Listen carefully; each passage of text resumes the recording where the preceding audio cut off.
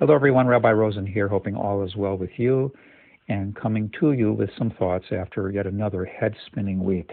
So many things taking place, and it is not easy to sort out their meaning. There is, of course, the terrible tragedy of what took place in Jersey City. The shooting there seems to have involved a very significant element of the targeting of Jews in particular, and for that we not only mourn, but we have that added level of concern and consternation over the anti-Semitism that it represents.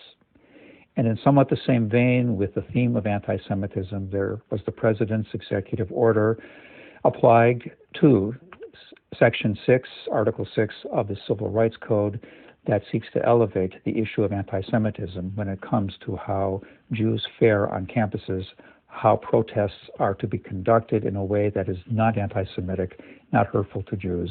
And though it is a complicated matter, nonetheless, we see that there is this element of concern of how indeed Jews and Jewish life is portrayed in our culture and in our world at large. There is only one thing that is clear from both of these instances, at least in my mind. It's a week when others have attempted to define us. With the push of anti-Semitism, the sense of the demonization of Jews, it's an old trope, but it reared its head once again this week, very painfully so. There is also that sense of the secular government of our nation trying to deal with a matter of not just inclusion, but also definition. Are we a race? Are we a nationality? Just who are we in terms of how we are to be treated from the standpoint of a secular state? The one thing that was missing is a self-definition.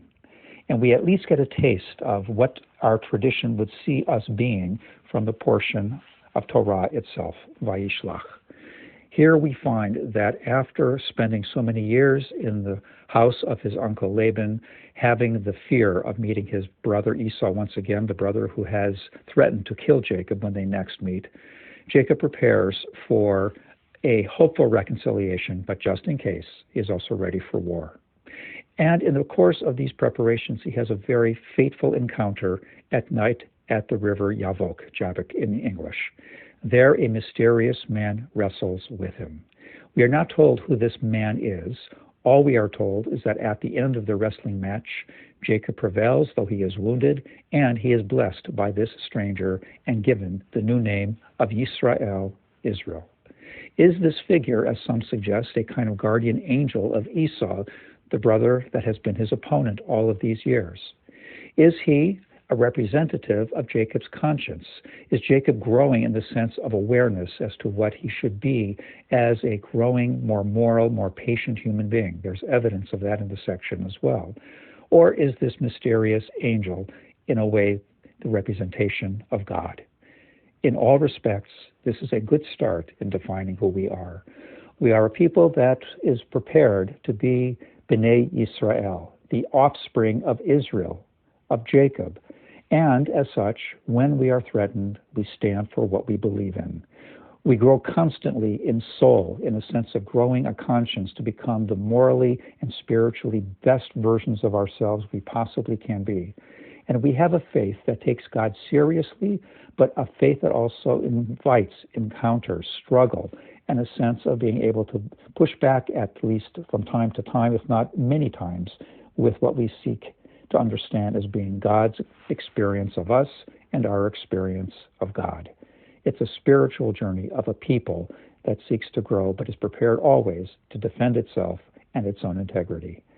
It's not a final definition of what we are, but it's a good start. And I invite the dialogue as we go forward in our lives as a congregation and as a community to help us to more fully define on our own terms just who we are, what we stand for, and how we can stand stronger, more proud, and spiritually adept at all we encounter. Shabbat Shalom, wishing you well.